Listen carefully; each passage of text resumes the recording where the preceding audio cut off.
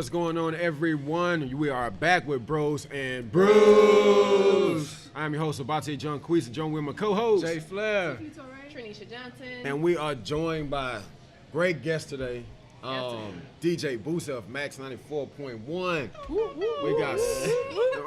We got Sergeant McKneely of the Baton Rouge Police Department. We have Miss Deanna Williams of Custom Creations. How y'all feeling? Feeling good. Great. Glad to be Beautiful here. Sunday. Absolutely. It really is a beautiful day. I'm definitely glad that, you guys can make it. I'm always grateful of the Brew crew. Good weekend. yes sir. Good weekend. Hey man, yeah, it's been busy. Definitely busy. Yeah, we've been having a lot of fun this weekend. But hey, Yeah, a little team bonding. yeah, man, team bonding. Whoa! It's Whoa! Oh, Tranesha Johnson. Tranesha Johnson knew nothing about that. Hey, look, it's all good. Out of respect. It was out of respect. I received that. You had them babies. You had them babies. All right, but so we're gonna speak on like a wide range of topics today, as we always do. We're gonna veer off a little bit. And before we get started, go ahead and give a huge shout out to Sports Zone. We're located at 4848 Constitution Avenue. Great brews, great wings, great food in general.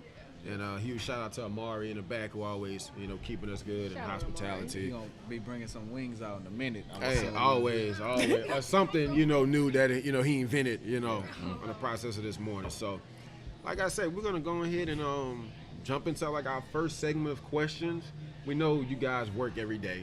You might not want to always talk about work, but we just want to, inform the people of, a few things. And we're going to give you guys the floor to, speak about what you do, how long you've been doing it, and then we'll just, piggyback off of that. So, Sergeant McKneely, we'll start with you. Well, I'm been on the department 19 years. Okay, veteran. Yeah, I started out in uniform patrol, and I'm a public information officer for the Baton Rouge City Police Department. I've been doing that for 14, 15 years. Wow. So public information, what we do is relate all newsworthy, detailed information to the news media outlets, Channel 2, Channel 9, NBC 33, and The Advocate. When we have big things happen, we report news to the national outlets. So we stay pretty busy in the office. We have to type all our press releases. Oh, wow. We represent the chief office and what we do. We assist him in guiding him with some detailed information. Whenever he does his press conferences, we set all the press conferences up. We work with all the local agencies, sheriff departments, state police, NOPD, you name it. We're out there. So our office is very, very, very busy. Staying busy all the time. Oh, yeah. DJ Bootsie. With me, DJ Bootsie, work for Cumulus Media, Max 94.1, do production during the week, and on the weekends I'm on air. Been doing on-air personality for about 15 years. 15 years. Yeah, I actually started in 2004, and like I say, just kind of grew up and learning different things in radio with the production in. So, like I say, I pretty much take care of all of the pre-produced commercials that come from corporate, like your Walmarts and your Target and stuff like that, all the way to local commercials and stuff like that, from the club spots to, the local, Chili's and stuff like that do commercials here in Baton Rouge and surrounding areas. Oh, so Miss Deanna Williams. So, I am the founder of... Okay, hey, look, she don't need a mic. I'm the founder of Custom Creations. It's a small upcoming business, all type of treats for every event. So any event that you may have, I can make it happen for you. We love that. She I got love this cake, y'all. It got like how you put pecan candy? It got like the cheese. What is it called? A Parlene butt cake. Oh, Parlene butt cake. Oh, all right. Hey, look, we definitely That sounds good. Everybody stop the pause real quick. Right. Yeah. So we know Thanksgiving is coming up, so we're Definitely. looking forward to that. Yeah. Y'all, isn't it Envision just that. dope to finally put names to faces that we've been seeing and hearing in the city Yeah. for years, Yeah. man, since we were Yeah. kids. Yeah, That's it's amazing. like, and it sounds crazy. I mean, well, I guess it's kind of like a good thing. Like, I always obviously hear him on the radio, and then to like meet him in person, like I did a few years ago, when I was in high school. Then to like watch you, give us the news and details and what have you. Never see you in Baton Rouge. Then to like, Right. like, hold on, he works in Baton Rouge, right? Yeah. But you never see him around. So It's stuff like that that makes you realize how different and diverse our city really is. Oh, absolutely, absolutely. It's talent all around. So, and are both of you gentlemen from Baton Rouge as well? No, I'm from Baker. Well, I mean, greater Okay, Baton Rouge shout out to area. Baker. So, but even though I'm Shout from out to Baker, Baker. yeah, I have family in Zachary all the way up to Wolverine, Mississippi, but a lot of family in Baton Rouge. Okay. So, Okay. I'm connected all the way through. Well connected. Hey, look, I'm gonna buy a horse. I know you know somebody. Yeah. Absolutely. And we know DJ Bootsie, and we're all well, except for Deanna and What high? What high? Yeah, Sergeant McKneely went to Yeah, Baker yeah. High. Okay. Yeah, Okay. home of the Buffalo. Now get it Oh, right. no. Yeah. I think they just lost their playoff game. Hey. Oh. Yeah. Hey. Well, we didn't even make it to the playoffs, Yeah. so we But you. we can't I mean, talk. do we We ever? haven't been to the Hey. playoffs Hey. in years. Baker's up and coming, but the absolutely. Baker of old and they got Yeah. was a monster. Yeah. Yeah. they got a good running Be back. reckoned Yeah, with. they got a good running back. Yeah, in, they Kylie. yeah. I know him. I think personally, number so. 3, number 1. I think they got some. Oh, yeah, they got And I some think they're talent. young too, and I think the quarterback is young too right now. So Yeah, Probably so. actually, guy I grew up with, Coach Randall. Oh, okay. Yeah, we Oh, went to yeah, church yeah, yeah, together. Randall, he worked at Sherwood for a little while. He was my Uh-huh, PE coach. yeah, That's so yeah. crazy. But we grew up together, and he was Look how a Glen Oaks small. Panther.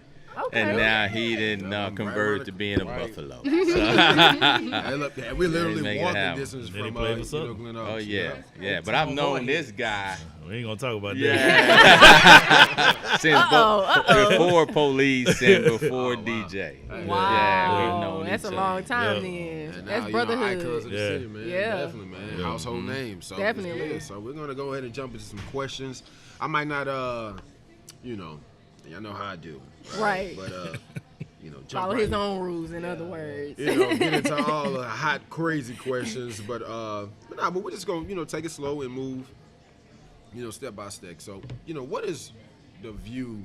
What is our personal view of our city right now? How are we viewing the state of, Baton Rouge? Is it, we need work to do, which I feel in any growing community, you always need work, work Absolutely. that has to be done. Absolutely. But what do we feel the changes that could be made? Obviously, we know the negative side of it. We don't have to speak on it much.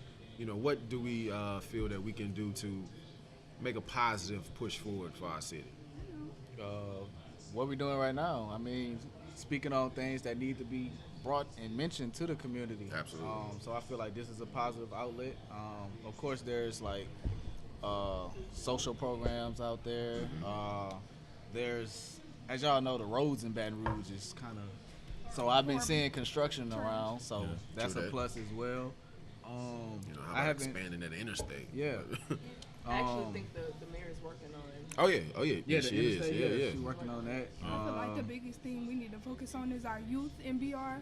I feel like, our kids are the future, and if we have more programs for them to be doing something, that'll help work on themselves and work on our city, I feel like that'll make a big difference. We just need more outlets for our kids to, True do some that. positive stuff. True that. And like I agree with Jay. I think this is something, positive. What we're doing now, we got Most icons definitely. of the city, some OGs, as some would say, on the Definitely. show to spread Most their definitely. knowledge and give to the viewers who may be watching and just, giving advice and knowledge, to us sitting here today. So I saw. I don't know if y'all saw, but y'all, as we know, y'all know Boo Milton, right? Yeah, like yeah, he yeah, recently just held an event. It was called the Give Back event or something like Yeah, that. yeah. And I think it was at the McKneely Alumni Center. Yeah, And like he's he was fellow hosting like McKneely alum. free haircuts for Free little boys, manicures. free manicures Yeah. for little girls.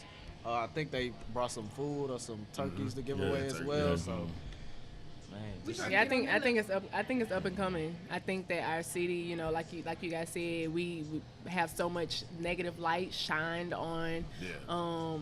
But there's so much positive happening in the community as well, and I think that now more than anything, we have a lot of people that are actually seeing like, okay, if we don't do it, then it's not going to get done. So I think that right now you have a culture of people, you know, such as ourselves, such as Blue Milton, such as, you know, people that have just really been face front in the community, man, and just deciding like, okay, if we don't fix, you know, our communities, our neighborhoods, places that we grew up, like I really, my goal is really to go back to Easy Town, man, and just get in head first. Like that's where I grew up. Like if nobody else fixes, you know, the hood, then who gonna fix it? You know, who's gonna show, you know, a little girl like, hey, I've been in your shoes. You know, I've been where you are. We don't have necessarily don't have the best resources, but okay, how about you create a resource for somebody? And I think that that's where we are now. I think definitely our age group, the people that came before us, I think that we're finally getting to a place where we understand that just because we make it out, that don't mean we don't ever have to go back in and help someone else. So I think that we're finally starting to see that a lot of initiatives happening, a lot of things taking place, and camaraderie is definitely beginning to be a big thing amongst our generation. We're realizing that we're stronger together. Absolutely.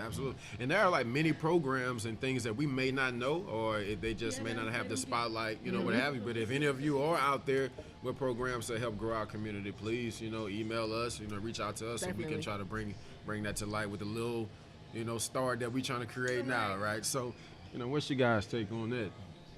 I mean, me personally, I think it should, like you said, it should be a lot more programs like, for instance, like Mentorship Academy. You know, Mentorship Academy has a music department over there. I think every school, whether it's a charter school or is a part of EBR, should have programs, because when I was coming up through school, you know, of course, in junior high school, you had the rotating electives, where you economics and sewing and this and that. Wood shop. You know, when you got to high school, you had, you know, mechanics, auto mechanics, paint and body. And now a lot of those programs, to my knowledge, are gone. We can. And I think with, so I think, you know, you have to have programs in the schools. Like, everybody is not a football player. Everybody is not a baseball, basketball, soccer. Everybody is not into those things. You know, it might be a kid that sees Sergeant McKneely and decides, hey, I want to be a police officer. I want to be a part of the fire department. I might want to be a DJ. I might want to be a rapper. Well, it's schools like Mentorship Academy, and like me and my good friend was just asked to come to the school to talk to the kids. It's just scheduling conflicts is the reason why we haven't been able to go. So we putting a lot of stuff to the side. That way we can go and talk to these kids, because they have some real talented kids at that school that are producers, that are rappers or singers. And they learning how to mix and master. Exactly. Like my son, my oldest son, he went to mentorship when it first started. And of course, at that time, that's when they only had one grade. And that was the 9th grade. So every year they moved up until it became a 4-year high school. Right. And he went to school there, and, you know, he didn't take that chance to, because he wound up leaving that school and going Woodlawn. That's a whole nother topic there. But my thing is, what I'm trying to say is, I think every school should have a program, just like how when I was in school, you had auto mechanics, you had, you had the different shops, you had the art classes and stuff like that. Right. Believe it or not, underneath those shells of students are some really talented students. Absolutely. You know, just like she's good at what she does. You know, they need to have that in school. You know, it's like, instead of always bringing the negativity to the light, and we worry about the test scores because we want our kids to graduate. True that. But if you give kids a reason to come to school, then they will go to school. It'll make a total difference. Because think about it, when you go home, what they at home doing? Video game. Like my daughter, 10 years old.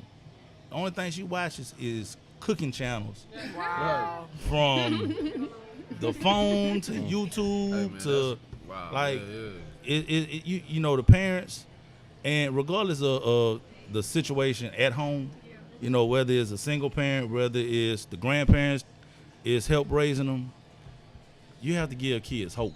And that's one thing these kids don't have. That's why I think, they don't have nothing to live for. And that's why he'll tell you, I wasn't trying to go to jail. Right. These kids don't have no problem going to jail and killing nobody. Care. They don't have a care. Yeah. So I think, you know, it all starts, like you say, with us in the community. Yeah. True that. Takes a village. Yeah, take a village to raise. Well, from what I see, you know, I agree. Kids need those programs, but the vast majority of the kids that we deal with are pretty good. It's the small amount of kids and young adults that are having the issues. Wow. They don't have conflict resolution, and that is being able to deal with the issues that they're faced with. The first thing that they want to do is turn to violence. Absolutely. And the ultimate violence is getting a gun, which is an end all to everything. So the conflict resolution, being able to deal with whatever issue you're being faced with, and then pushing forward from that without the end result of shooting and killing somebody. Now, it's still a small amount of group of individuals that are committing those type of crimes. The vast majority of kids, adults, young adults, and grown-ups just want to live, you know. Kids just want to have a good time without having the issues of dealing with that type of violence. So we as a department, we're pushing toward targeting that small amount, the group of individuals that are causing those problems.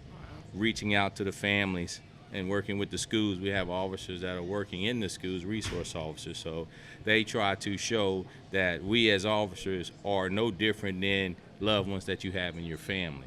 We're human too, and if you have those issues, please come to us. We know that law enforcement, people look to us to solve all their problems, and truly we're just enforcers of the law. We're supposed to just come in and deal with whatever issue you have, and if we see that a law has been broken, then we act and take that type of action in resolving those issues. But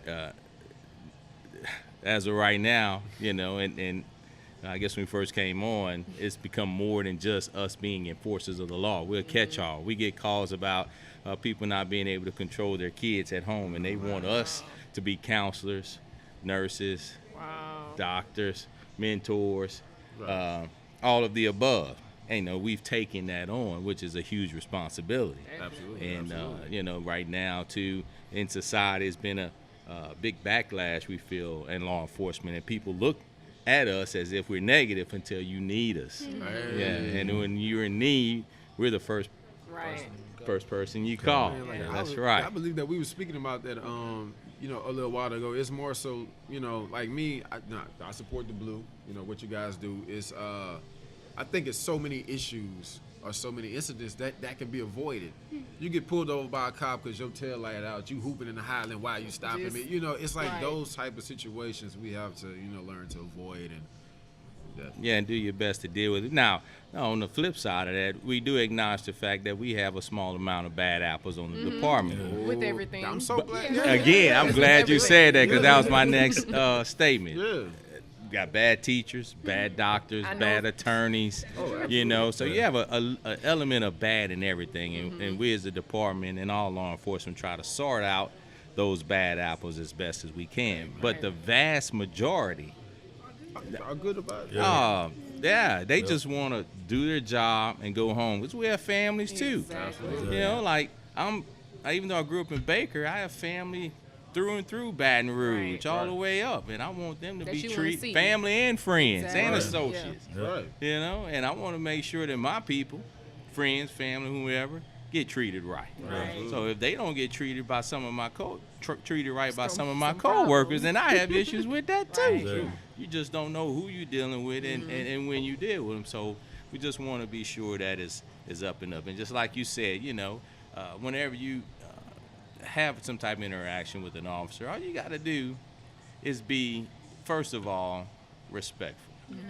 You know, and it's the the same old saying: you give respect, You receive. you get respect. Yeah. Yeah, period. That's the age-old. You treat others. The way you want to be treated. I think now we're just living with the people that don't want rules at all. So you don't want me to do my job, which is enforce the law.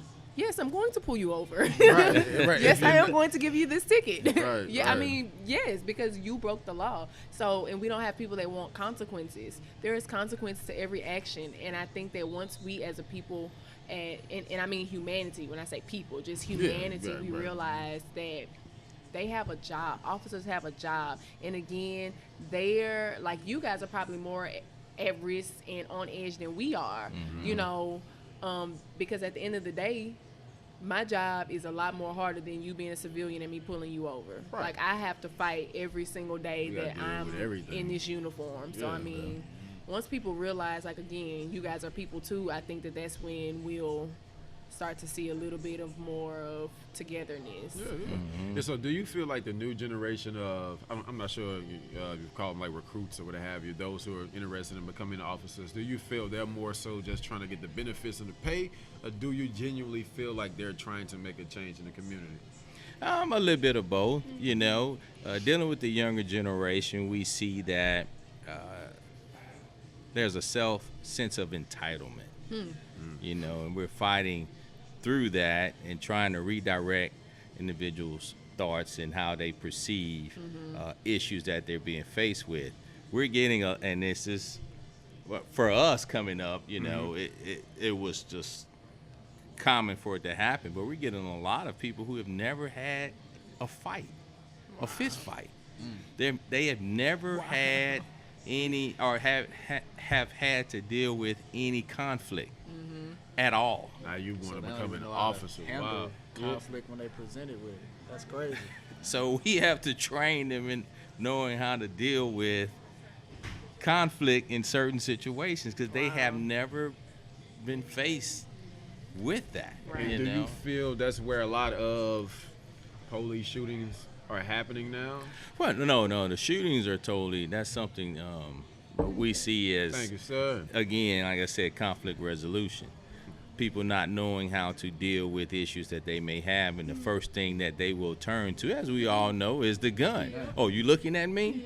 You know I got something for you. I'll be right back. Right. You know, you stepped on my shoe. I'm just, I'm gonna deal with you. You know, so it's just, Situations that could be it avoided. could the small minor thing that we see. Road rage. You know, we didn't have all that going on when we didn't hear about anything. And Yeah, then, road rage where you just cussing and fussing. yeah. And that was it, you know, but not the shooting part. Yeah. No, we had people that used to fight and jump on each other, and, you know, that was it. Right. That was it. Now you get And beat up, be at you the mad. and be at the club drinking with each other. Right. Yeah. Or not necessarily so. If they're not drinking, they didn't go to the point of I'm gonna take you from your family. I'm gonna kill you. It didn't The get to value that. of life is That's- there that's it, anymore. I feel like I don't think people realize that, like, you can't bring You can't somebody undo back. that. Yeah. You can't Yeah. undo certain things. Like, once you, or even like you can't undo the fact that you just showed everybody your gun. So, you know, there's a Yeah. possibility that if you don't have the proper paperwork, that you could go to jail. So it's like, I don't think people realize the concept of the actions that come after. The consequences Yeah, with it. And then we see, like you said, you know, being accountable and responsible. I may not feel that for you, but I want you to feel that for me. Yeah. You know what I mean? So I may flash on you, but I don't want you to do that to me. It's the same as I'm shooting at somebody, but if they're shooting back, then it changes the game. You know what I mean? And that's why I said the entitlement and not being accountable and responsible for your actions. So we're seeing a lot of that, and we're just trying to change, like the chief says, Chief Murphy Paul, the culture of a person's thinking and idea. It doesn't matter where you come from, it's where you're going and where you want to be. You know, just because you stay in the hood don't mean you have to act like it. You take care of what you have, you know. But do you and feel like ignorance is bliss? some people literally just don't. They're in a situation where That's all they know. Yeah, that's all they know. That's all they see. Well, my idea, and this is a personal thing for me, and doesn't represent the department. This is my idea of it. It's too much information out there for you not to know. That's so true. We have so the internet. We have at your fingertips. it's right at your fingertips. So I feel like it's a personal choice. You don't really want to. You're happy with where you at. So the amount of information that is available to us allows you to have that, and now back when my parents were growing up and before then, when you dealt with other individuals who had a distaste and dislike for you, when they said no meant no. Right. And it's not gonna happen. Today with us, no doesn't mean no. Right. No means I'm gonna go around you and get what I want. Because it's still a way for you to get that.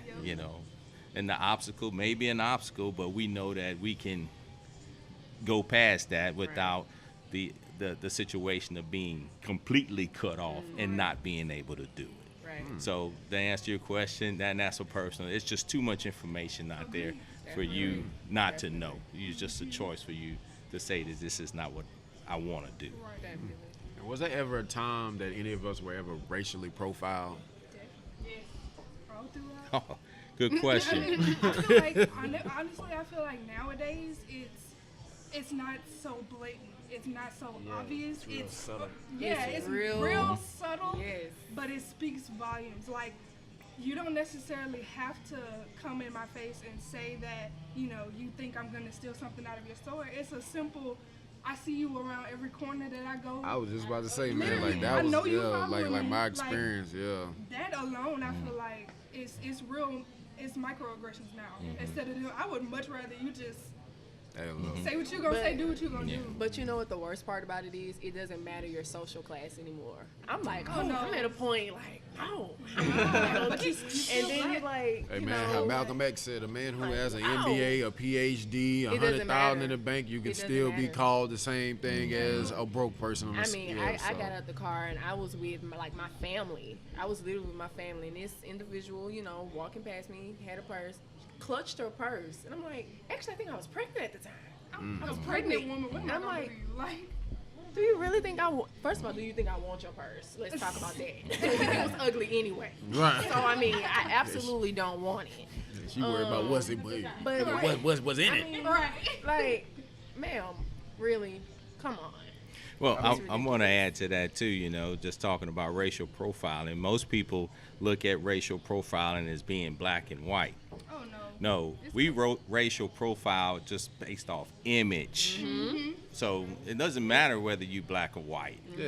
It's It's literally how you look. it's so most people, when you say racial profiling, they immediately go to the black and white, and it's not the black and white. It's the image that a person has, because he can, tattooed up in the face.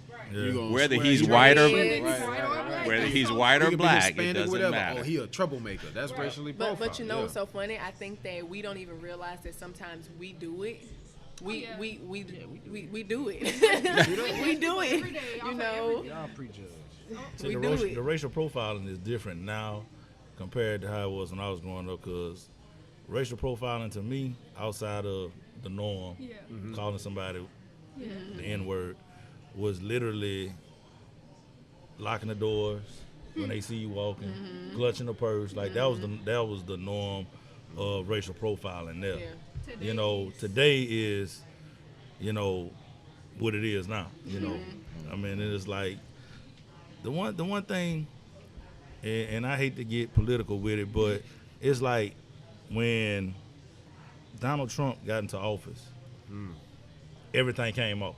Oh yeah. It was no more. It was like a coming out party. Yeah. It was like, we don't have any more laws. It is what it is. And the thing is, I mean, I think first we have to get America back to a big normalcy, to obeying laws, because it's certain things that happened back in the 80s, 90s that can't happen now. Exactly. Like, you can't whoop your child now because you can go to jail. Yeah. But I got my butt tore up. Me too. Me too. Second. Come to this And you, or better yet, you know what's gonna happen. Go outside and get that switch. That one look. You know, like that child abuse there Right. back then. Extension cords, racetracks, that ain't legal. But you know, I think for I think it's like the one big thing that I think, I ain't gonna say go back to the 80s and 90s on a lot of the laws, but I think if, for one, you took God out of school, you took you know, if I give the principal permission to whip my child, that's my permission to give. You know, like nowadays you go to school, teachers are scared of kids. Teachers are losing their job because they're using old school methods of discipline, not even hitting your child, but just how they came up doing what they was doing. And you might have a teacher that was there 30 years, that taught me, but they lost their job because the laws and change. The laws and change. You know, I think it's certain things that have to go back into place to help what's going on now. Right. You know, it's certain things, just how we get out there. Now, we couldn't get nobody to go out there and vote for Hillary Clinton or nobody else to beat Donald Trump. But now we want to get out there to help the first black governor of Florida and Stacey Abrams in Georgia. We got to come out and do that all the time. And Not just on special occasions. yeah, it shouldn't be, because I think any election, and I'll say this, like, I went years, I didn't start voting till recently. Like, my method of not voting was because what you talk about, you don't do. Right. So why I'm gonna put you in office? It wasn't until I want to say Obama's second term is when I went and signed up and started voting. Wow. Because I saw what he was doing, and I saw locally what certain people around here was doing. You know, don't come holler at me. Just like when I see him, he can be on detail. I go and talk to him. If he was running for office, I would vote for him. Right. Because You see what? I see what's going. You know, yeah. It's not like he don't see me. Hey man, what's good, man? You know, like it ain't. It's genuine when we see each other. You know, I ain't saying we got to see each other every week, but when we see each other, it got to be the same way it was when we first started talking. Right. If he was a run for office, and I'm in the area he's running for, I'm gonna vote for him. Right.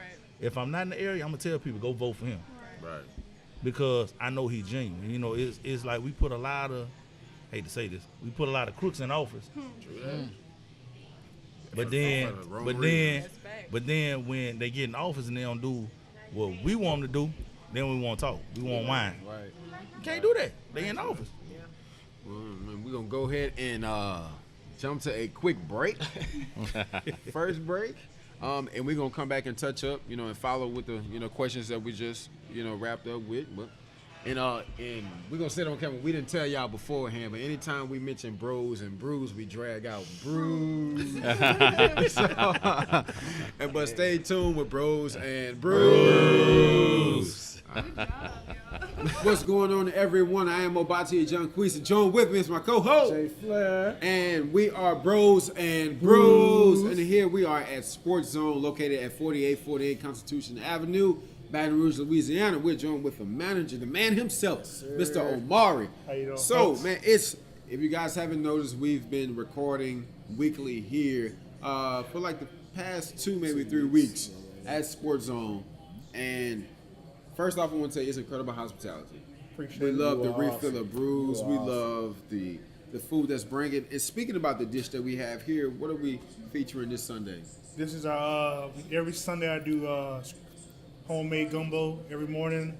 This week is a little duck and andouille. Next week might be a little chicken and sausage. The week after that might be a little seafood gumbo. So I do it every Sunday. It's a Sunday thing. Come home Sunday morning. Absolutely. Hot bowl of gumbo. So man, you can't. I try to keep it fresh every week. Man, hey, look, it's never too hot for gumbo. How they say it's never too cold for ice cream. So gumbo we can feature all year long, especially here in South Louisiana. And the brews that we're featuring, we got a domestic, Bud Light, and we're pushing a local Obatiye Andy Gator, which we have. And we had a great show today. Man, the guests enjoy it, the hosts we enjoy it. And what was the dish that we had earlier? Was it I call it the loaded Gulf po' boy. It has catfish, shrimp, crawfish, all caught here in Louisiana on a Liederheimer po' boy bread straight from New Orleans, freshly baked every day. And I made a chipotle lime remoulade sauce on top. Mm-hmm. So it's a little spicy, a little sweet, a little smoky too when you eat it. The way that we love it here, man. And then next week I have a French pork chopped on the grill, a little fig pear puree, with a little mushroom, pine nut, rice pilaf to go with it. Hey, I don't know what he said, but it sounds good. You talk about a cook. You talk about a show, someone who can really, reach every level as far as taste buds and the palate. Stuff. This guy knows his stuff most definitely, and we're so grateful to be here. And again, sir, we're so appreciative for you having us here. Make sure y'all come check us out. And so, also, if you don't know, if you come into the Sports Zone while we are here recording our weekly podcast, if you mention Breauxs and Brews, you get 10% off your ticket.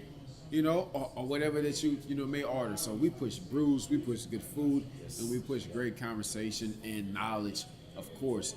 So shout out to our city of Baton Rouge. Shout out to our host that we had, guest that we had for today, and we're so appreciative. So we go ahead and start out. My name is Obatiye Jonqeice of Breauxs and Brews. Join with me, Jayflair, and Mr. Omari of Sports Zone. We're signing out.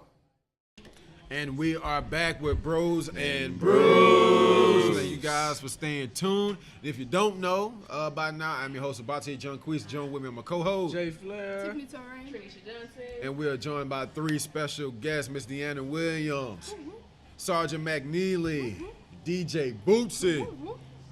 Glad to have y'all still here. We know busy people, but we'll be switching it up. So we won't get into questions, which we kind of call. It's not necessarily the entire segment, which, we kind of consider to be like a little wild card questions, try to, figure you out a little bit. So, should a man, here it is, Always right? the question. Should a man in the beginning stages of dating, should a man always pay for the first date? I mean, not the first date, but every time you go out. Should a man always pay? That's what y'all. I mean, me personally, I think a man should pay. I mean, Come on. my thing is, That's right. That's right. I mean, would you, if you have a son, wouldn't you want your son to be respectful and pay for his girlfriend or his female friend? Yes. I mean, that's how I look at it. I mean, There you go. Yo, wow. Hey, we appreciate it, man. Potato fry. so I mean, me personally, I think a male should pay. Is that every time? Yep. Yeah, I mean, I'm put it to you like this: if it's someone you dating, and if it's a person that you really care about, yeah. Now, I don't have a problem if she chooses to pay, but I mean, I think a man should pay. Okay. I mean, as y'all know, I kind of feel, in a way like a rotation of things. Like if I pay the first date, you pay the second date. Not necessarily saying that I So can't. you approach me. I'm asking for a friend. You approach me. Okay, you well, approach me? I'm gonna No, pay. I'm saying, I'm asking. In the if you beginning, asked for did the you date- approach me? Or did she approach you? Okay, if we want to get that technical. Yes, I approached you. I saw you standing in line. Nah, you need to pay for everything. I mean, not on the first date. No, not on the first So you date. feel like second date should be on her. I kind of feel like. Me personally. I'm gonna dig you out this hole. He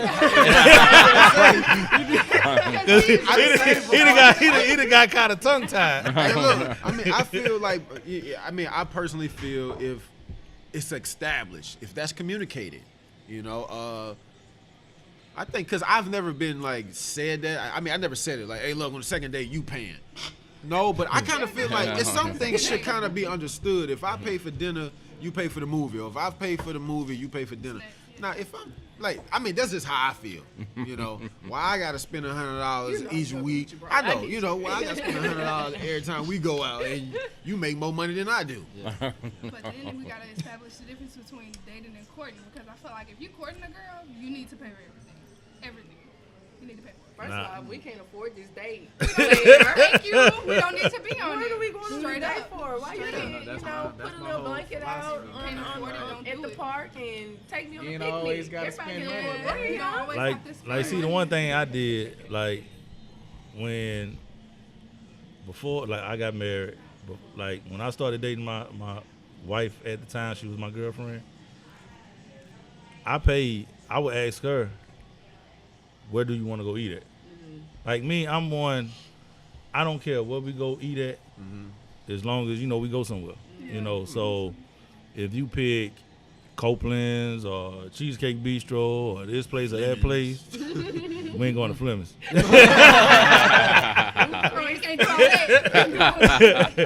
But my thing is, like I say, in the early dating stages, now of course if that's just, that's your round, right. You pay, look, I'm gonna pay my half, you pay yours. Right. True that. But But once you get married, it's like your money is my money. It really don't matter. Just somebody. No, cause my money is her money, and her money is her money. But no, like I say, I feel like you're about to shut it down. Yeah, well, for me, and I've been dating a long time, and I've been married twice. Come on. So you know your way around I can give you a bit of my advice with it, and it would be for guys and girls, and I can give you the reason why. I think you should rotate. Not necessarily say. That's a first. That's OB. But I'm not saying, I'm tit for tat. I win. Now it's your turn. It's just however you feel. Whatever. And the reason why I say do that is because as a guy, you would want to know that the person you're dating is just as responsible as you are and willing to share. And if they want you to pay all the time, meaning if y'all start dating or y'all get married, they're going to want you to pay everything. And I'm not just saying the meals could be a small indicator that they're going to want you to pay the house note, the insurance, the lights, basically, so the car note. Might be a user. Could possibly be. Right. Does she really have your best back? interest? Yeah. It could be a small indicator. Without rotating, paying dates. That's just me. Well, just if they start off like that, and then they'll say, "Well, you started doing this. Keep doing it. Keep doing it." Yes, I got the right one. Because we rotate now. And vice versa. If you got a guy that always wants you to pay, as indicated that he's gonna be driving your car. He's not gonna fill it up with gas. He expect you to. I'm just telling what I've seen. He's gonna keep his money in his pocket. I've seen. It's a term for that. Yeah, but so I've seen that. Not that I've had those dealings because I haven't, but I've seen friends and associates of mine when they start off with that, they expect them to pay all that. Yeah. Yeah. So which would bring me, to tie in with that question as well. So do you feel a man should pay every bill in the household? Well, it's up to each individual person. That's if that's what he want to do. If that's what he wants to do, then that's on him. You can't dictate or give idea of what someone, if that's what they want to do. Personally, would you pay Me personally? Oh, no. Hey, look, that's what we're trying to get to. I agree with you on that, buddy. No. We're going to share this load. Yeah. I'm not going to spend mine and be broke, and your check is just for you. Man, now, that me was as a man coming to you and ask you for gas money. Hey, man, I don't think that'll be good for I mean, if you're married, that's kind of I was understood. about But to say, if you're married, it's a different situation. But But- if y'all dating, no. Married, no. See, that's another misconception. Most people feel that if they're dating one way, it's gonna be different when they get married. It is not. wow. It is not. It is not. The way that you're dating is the way it's gonna be when you're married. What you're dealing with while you're dating Is what you gonna deal with while you're married. Yes. You just So why you decided- think, just why you changed think my people is mind a gonna be little bit. different? Like, why you think People have assume that it's gonna be different. It's just an assumption, and a lot of people in marriages don't talk prior to. No communication. People are getting married prior to getting married, they don't have anybody that they could really talk to that's going to tell them the Let's talk truth about premarital about it. counseling, yeah. You know what I mean? You can go to your pastor and he's going to give you the biblical side of it. But we talking about the nuts We in this and house, bolts. and I'm ready to punch you in your face. Yeah, Let's the be real honest. deal Holyfield type stuff, you know? Yeah, cause see, I got cold feet before I got married. Yeah. Like, and it wasn't about just the cold feet of getting married. It was just, it was just the whole aspect of other things. And what I did was, like, instead of, like, when I got married, we did Justice of the Peace. Okay. We was gonna do a big wedding, and then I just started, other stuff just started going through my head. Having anxiety about it. No, it wasn't even anxiety. But it was just a whole bunch of other stuff. One thing that I looked at was, it was gonna be about her. I ain't wanted to be about nobody else. It was gonna be about her. It was her special day, and it started getting to be about other stuff Yeah. instead of about her. So I called it off. I stepped back, and I ain't go to a pastor. I went to my best friend and his wife, because at that time they was married 13 years, and they was able, like, that's the best person you could ever talk to, It's a married person. is a person that's In it. in a relationship and married, Has instead a of going, successful marriage. yeah. And eventually, him and his wife became our marriage counselor, our spiritual advisor, all that. So right now, that's how I'm able to still, no marriage is gonna be Right. one way. Perfect. You gonna still have your gonna bumps and evolve, bruises, whether you been married 5 years or 50 years. 50 years, I guarantee you, they still arguing Right. and fussing, and then about something Might not be petty. the same still. Yeah. It's gonna be about something. Yeah. So I mean, it's like that's how I look at it. It's togetherness. You know what I'm saying? It ain't I'm gonna pay all these bills and you just not gonna do anything. We work as a team, and I pay this bill, I pay these bills over here, she pay these bills over here. I think that worked.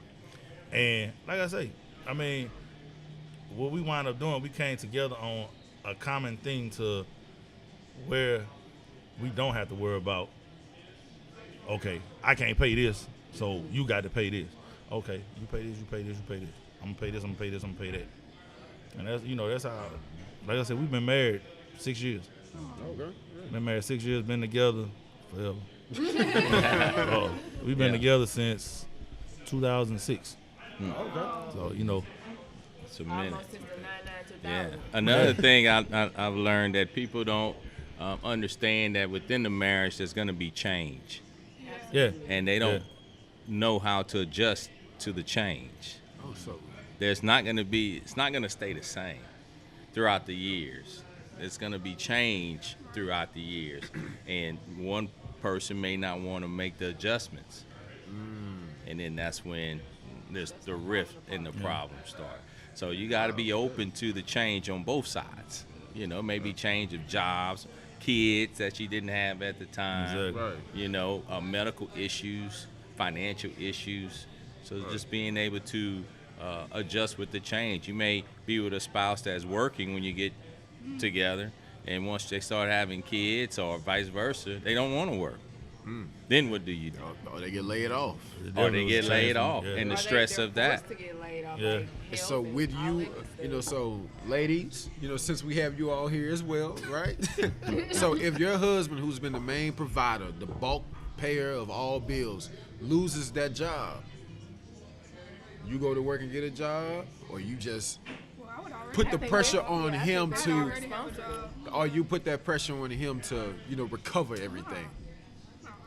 I feel like any responsible Yeah, I woman think any should responsible woman. already have. her I mean, ducks but in a not row. all men marry responsible women, you know, as we speaking here. So just like, They bad. Responsible ones right here. They bad. I'm always gonna have a rainy day fund. Always. true that. Listen, True that. because We never not gonna You know- have. sis does not believe in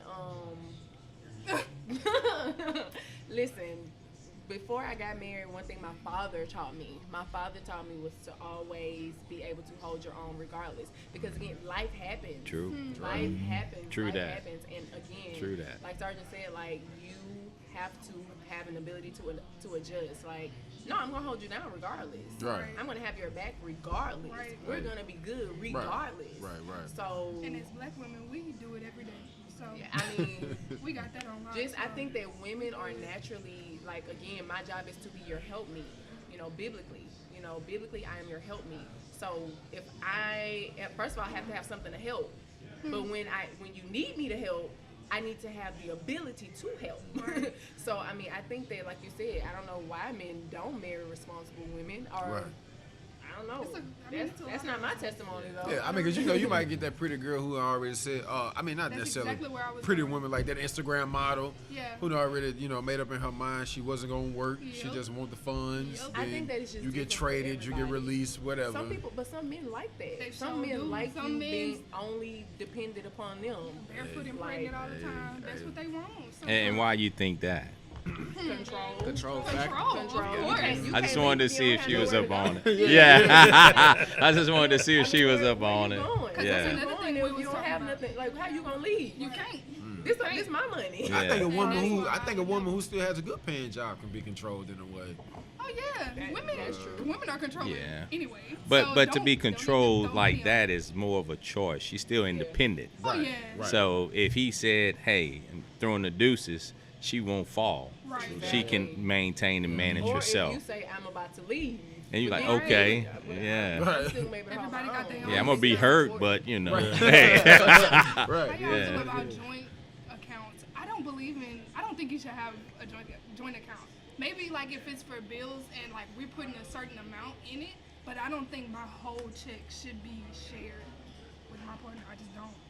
How y'all feel about that? That's a personal That's thing. You yeah. think so? Yeah. It's a personal. So Sergeant I would McKneely, just, do you believe What's in? the pros? Having it? Joint account. I feel like the only real pro is like Yeah, you y'all, never it's broke. easily accessible. Yeah, you never broke. It's easily accessible. That's not to true. just- I know some people that's Yeah. So you want my opinion? Yeah. That's yeah. It's all Yeah, opinion. my opinion, no, you keep it separate. Okay. Too. At all times. Yeah. Or- Well, you may have a joint savings and just manage your own bills. Yeah. You know, y'all share the bills. And I can tell you why. Because you can have an individual who's not responsible and they say, hey, I'm going to go get that. Yep. Yeah. And they're going to take your money and his or her money and go get that. That's exactly what I said You the know. last time we talked about it. Mad So day coming, it's you wanna it's go up to empty each the account. individual person. Yeah, But for yeah. me personally, no, we're going to keep it separate. How you feel You about know? I mean, it's kind of like, to me, it's kind of like a gift and a curse type of thing. Because, I mean, I've had that before, and I took it out of there, went back and got my own account. But, like, and me and her had this conversation. It's funny I asked that. Me and her had this conversation about that, and we still going to have our own individual accounts, but we're going to do a joint account for a totally different reason, you know, just to add on to that rainy day fund and for our kids. Like, my whole thing is, I look at it like this. If I take 20, 50, 100, however much out of what I get paid, whether it's DJing or Right, me right. working at the radio station, and put that in that joint account, and she do the same from hers, because she's a nurse at a Okay. doctor's office. So if she take 50 to 100 out of that, And we use that if my daughter has something that's dealing with school, or my son, he plays basketball, dealing with school, you know what I'm saying? Or fees got to get paid. You know, that's really what we discussed that's going to be for. We not even going to touch that. You know, it's just we're going to have that sitting in the back. We ain't even going to think about it. We're going to hide that card. Right. But to take care of what we need to take care of, we're going to go to our individual personal accounts. And it's good to have that person that's responsible. Yeah. But I've seen it with Mad Day come. Me too. And they gonna get that. Yeah. I didn't have that Mad Day. That's why I took it away. Saying. I've seen it, you know. So it's like, hey, I won't even. That's why I say it's a gift and a curse. You know what I'm saying? So it's because sometimes it You gotta know who you're dealing with. you gotta know who you're dealing with. Because sometimes it can break it up. You honestly don't know who you're dealing with until right. the wrong thing. In a Mad Day, Right. Mad Day comes. Yeah. Right, then you see a whole different side. Like, man, I've been with you 10 years. Where this come from? You know what I'm saying? Because trust me, I mean, the one thing with her that she had to get used to, for one, we from two different cultural backgrounds. I'm from here, she's from New Orleans. So with me being a DJ, that's like, you gonna let matter. You know what I'm saying? So it's like with me, and especially since like the older I've gotten, you know, I DJ in different areas outside of Baton Rouge. You know, I DJ for Master P when he do shows, and you know, I'm always, hey, I gotta catch a flight at 6 o'clock in the morning. So it's just she had to get used to that aspect, yeah, because my lifestyle was crazy. Right. Keyword is was, Right, hey. and you should know. Yeah, that's why I'm like, I think that life is, Yeah. it's hard for some women. So it's like you have some women that really don't, you know, they like, I can't deal with this, I can't deal with this. Like I used to throw parties back in the 2000s, the early 2000s, at different clubs and stuff. Like when I met her, I had a cousin had a club downtown. Like I would ask her to come work the door for me. That was like pulling teeth, cause she like the type of crowd I interact with. She not That's really. not in really that. crowd, That's not her crowd anymore.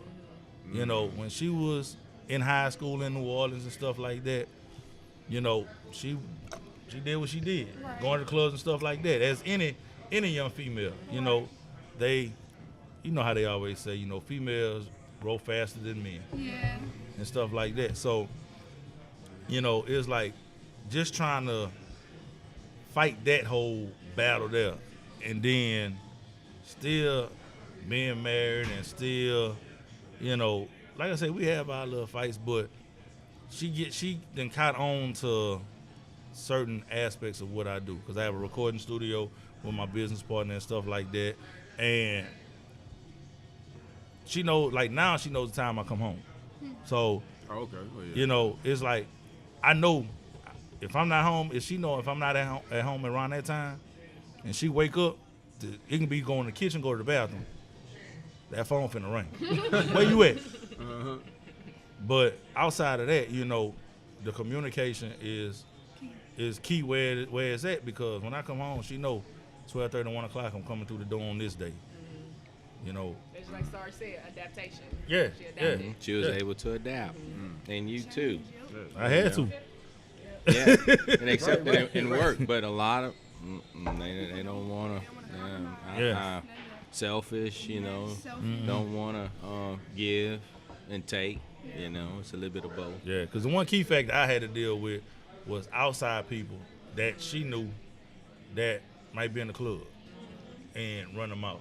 And I had to deal with that through all relationships I had prior to her, which was it comes with territory. Oh, Okay. yeah. You believe what they say? Okay. Okay. Yeah, and not listening to other folks within Yeah. your relationship, like he said, is vital. Yeah. Because they can give you the advice that they will not take and use themselves. Now that's The big. people do that all the time. Oh yeah. Do as I say, Not as I do. and not as I do. Yeah. So that's words of wisdom from two seasoned cats. Two OGs. Right, the old two OGs. Like we definitely appreciate that, man. Sergeant McKneely, what advice would you give to there's a young person who's interested, who's interested in becoming a cop now with all that is going on, as we know. I got you. Yeah, what advice would you give them? Well, I can tell you, I'm a graduate of Southern. I am recruiting. Yeah, I've been pushing. Because law enforcement wasn't my first choice. I just kind of fell into it. And I always tell people that. So I'm one of those guys. I wasn't one coming up, I'm going to be police. Police was the farthest thing from my mind, But when I ended up graduating, one of my teammates at Southern, he graduated in criminal justice. Did you play baseball? Football. I just feel like Football. Right? In a way, wear his hat, huh? Yeah, he does have the aura of a baseball player. And so I felt that where I was at was dead end in my major, and I decided to give it a try. And then almost 20 years later, I can't see myself doing anything else because I really enjoy it.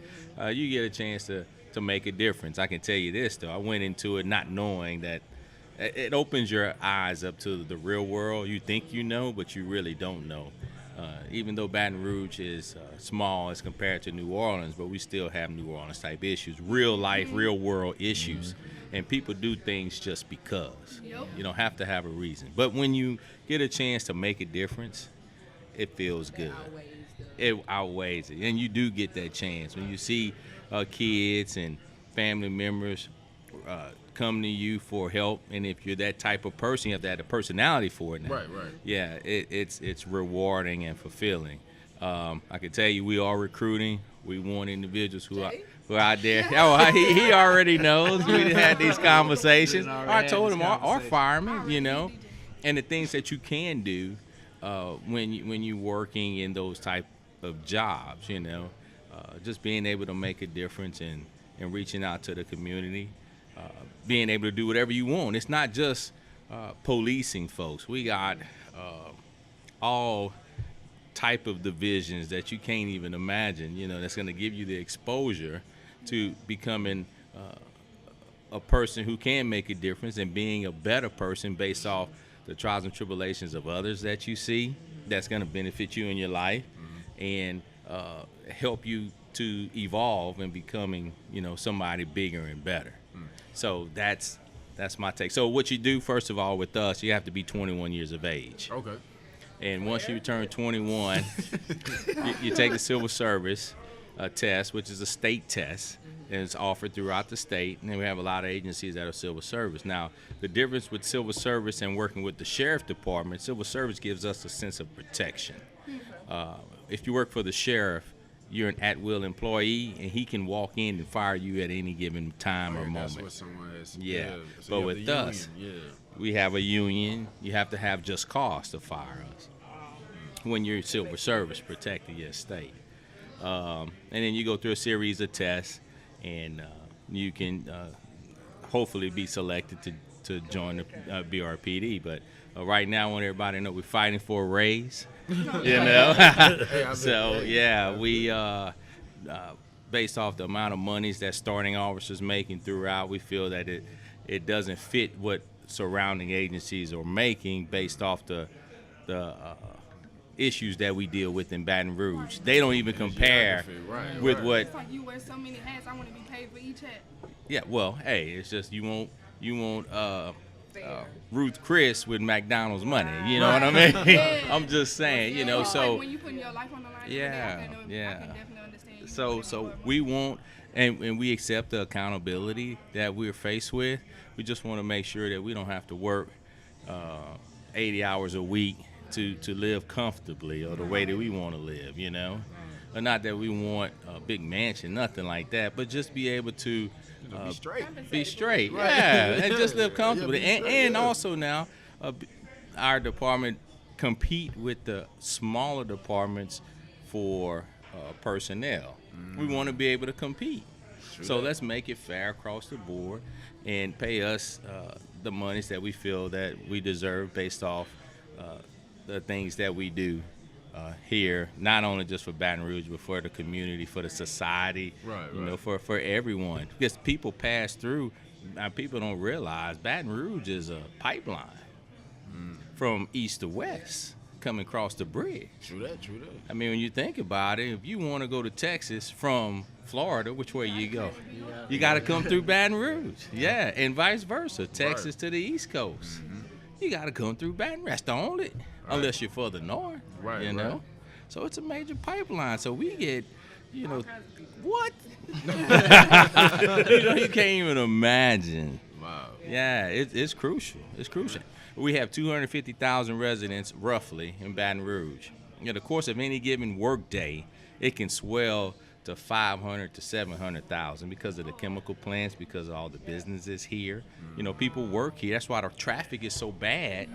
So many people work. So many people work here. Not to mention state jobs and stuff. Yeah, not to mention state. Yeah, it's crucial. Baton Rouge is a hub. Yeah, more than what people know. Oh, it really is. Yeah. Hey, could you recall like your first patrol day? Yeah. In your area? Yeah. By myself, yeah. By yourself? No, I remember my first patrol by myself. Oh, okay. You know, Yeah. because what it is, we graduate from the academy, and then from there we do like a 4-month period where we ride with somebody. Gotcha. So, you know, we just don't turn you loose out there because it's a gangster. You know, it's a thug out there. You know? You scared. Yeah. Well, I'm pretty That's sure real life stuff. You know. I'm pretty sure you can't get into the specs or anything. Like, you No. remember, like, your first call? Yeah, by myself. Yeah, I was shaking like a leaf. And it was an easy call, but it's just the fact of, hey, I don't have. Hey, right. Yeah, you don't have nobody else with you. I'm by myself out here. I hope this person okay or whatever. Yeah, and if it go down, you know, I stay prayed up. Thank you. Yeah. Man.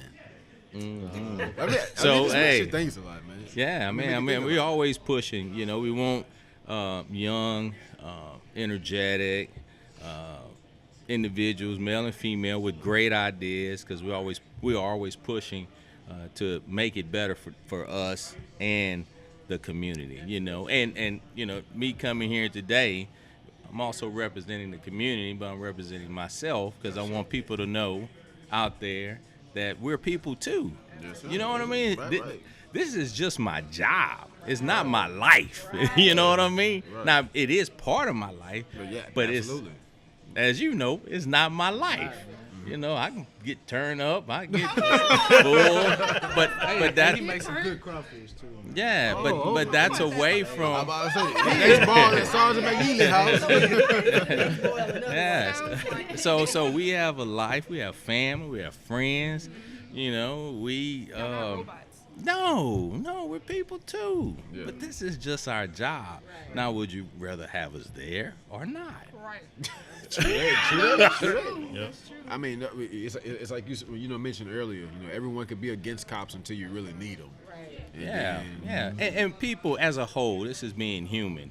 We tend to take one incident and then categorize everybody as they're that person, unless you know somebody personally. You know. That's the same thing with just people. That's what period. people. Like, That's what I mean. That's just the human nature. Guilty by association. You got a kid who come up in here and knock someone out. Oh, he a bad child. Right. You don't even know. Like, that kid could just Yeah. had a bad day. You know what happened. You don't know. He could have something bad happen at home. His dad or mom could have just passed away, and he's never know. stressing. You know, and then that's just how he's dealing with the stress. But that's what we as humans, and I say all of us do. Man, well, you are still tuned in with Breauxs and Brews. We'll go ahead and take another quick commercial break. We're coming back with the Minute of Praise. Yes. We coming back with Tiffany Talks. We coming back with Custom Creations. And we're going to make it rock and roll. Stay tuned.